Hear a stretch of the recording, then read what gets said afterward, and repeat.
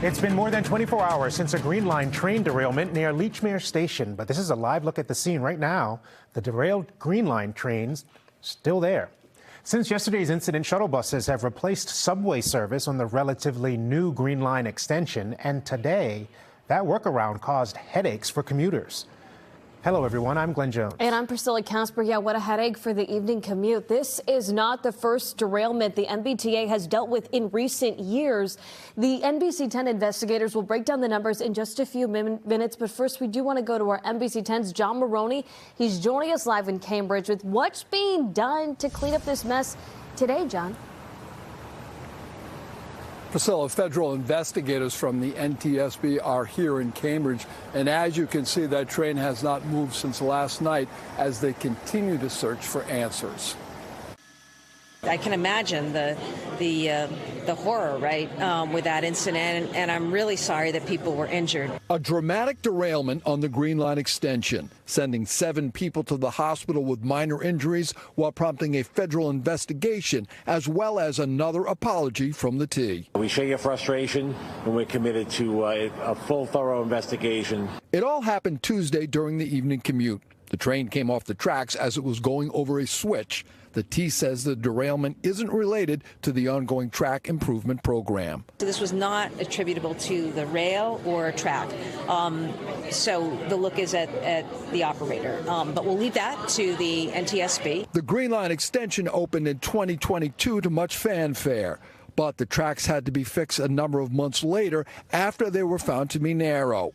State Rep Mike Connolly serves the Green Line district. The red line is also in my district, and so we've made great progress reducing those slow zones. And so then for this news to happen yesterday, it's just really disappointing. The National Transportation Safety Board is now heading up the investigation, and the T says it will work closely with the federal agency. I spoke with the T a little earlier today.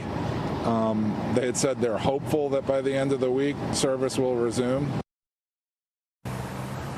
Now, still no official word from the T when the train will be removed and service will resume. We'll have in Cambridge, John Maroney, NBC 10 Boston. All right, John, no timeline. Thanks so much. Meanwhile, this, of course, it just is not just the latest safety incident involving the MBTA. The NBC 10 investigators have been looking into those. Our Corey Smith joining us here in the studio with some new data. Corey, what have you found? Well, Priscilla, we pulled safety data from the Federal Transit Administration and looked at the number of derailments the MBTA has reported to federal regulators.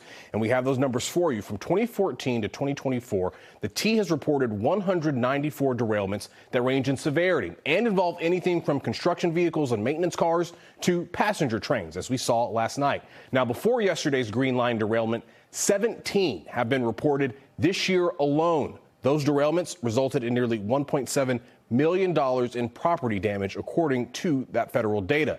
Now, you might recall back in 2022, the Federal Transit Administration conducted a review of the T in response to what it called a pattern of safety incidents at the MBTA.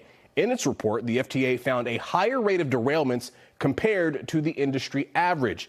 The MBTA set up a quality, compliance, and oversight office and developed corrective action plans in response to that report. According to the agency, it has submitted 86% of the required action plans, and 62% have been accepted by the FTA. In the studio, Corey Smith, NBC 10 investigators. All right, Corey, thanks so much. Be sure to stay with the NBC 10 for updates on the Green Line derailment, including when service is fully restored and when we learn what caused the incident. We'll bring the very latest on air and online at NBC10boston.com.